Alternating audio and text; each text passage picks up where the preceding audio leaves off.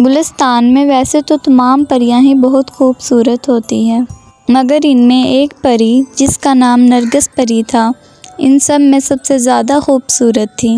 وہ ہمیشہ خوش رہتی اور دوسروں کو بھی خوش رکھنے کی کوشش کرتی۔ ہر جگہ اس کی ہنسی کی آواز سنائی دیتی۔ نرگس پری کو پھولوں کو رنگ دینے کا بہت شوق تھا۔ اس کے پاس ہر وقت جادوئی بالٹی اور ایک برش رہتا۔ جب وہ برش کو پھولوں سے لگاتی تو پھولوں پہ فوراً رنگ چڑھ جاتا۔ اس سے اس کو بہت خوشی ہوتی تھی۔ جب رات ہوتی اور ہر کوئی سو جاتا تو نرگس پری چپکے سے اٹھتی اور کسی باغیچے میں جا کر پھولوں کو رنگ دیتی۔ اس سے اس کو بہت خوشی ہوتی تھی اور پھولوں کو بھی نرگس پری کا بے صبری سے انتظار ہوتا تھا۔ پھر ایک دن وہ پرستان کے درمیان جنگلی جنگل میں چلی گئی۔ وہاں اس کو کوئی پھول نظر نہ آیا۔ یہ دیکھ کر وہ واپس مڑنے لگی تو اچانک اسے رونے کی آواز آئی۔ جب اس نے اپنے آگے پیچھے دیکھا تو کوئی بھی اسے نظر نہیں آیا۔ وہ دوبارہ چلنے لگی تو دوبارہ اسے وہی آواز سنائی دی۔ پری نے زور سے آواز لگائی اور پوچھا، کون ہو تم؟ کیوں رو رہے ہو؟ لیکن اس کو جواب نہ ملا۔ پھر جب وہ بغیر پھولوں والے باغ میں داخل ہونے لگی تو اچانک اسے درختوں سے آواز آئی، اندر مت جاؤ، یہ چڑیل کا باغیچہ ہے اور چڑیل کو پھول نہیں پسند۔ لیکن میں تو دیکھنا چاہتی ہوں کہ اندر کون رو رہا ہے اور اس کی مدد کرنا چاہتی ہوں۔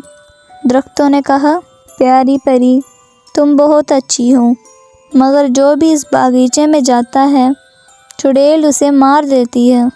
نرگس پری نے کہا، نہیں، مجھے کچھ بھی نہیں ہوگا، میں اس کے اندر ضرور جاؤں گی۔ پھر ایک پرندہ پری سے کہتا ہے، نرگس پری، پھر رکو، میں پہلے دیکھ کر آتا ہوں چڑیل سو رہی ہے یا جاگ رہی ہے۔ پرندہ چڑیل کے گھر میں جاتا ہے اور دیکھتا ہے کہ چڑیل سو رہی ہوتی ہے۔ وہ آ کر نرگس پری کو یہ بات بتاتا ہے۔ تمام پرندے اور درخت نرگس پری کو کہتے ہیں، جاؤ، جلدی چلی جاؤ، اس سے پہلے کہ چڑیل جاگ جائے۔ نرگس پری باغ کے اندر چلی جاتی ہے۔ وہاں اسے بے رنگ پھول نظر آتا ہے جو کہ رو رہا ہوتا ہے۔ پری پوچھتی ہے، پیارے سے پھول، تمہیں کیا ہوا؟ تم کیوں رو رہے ہو؟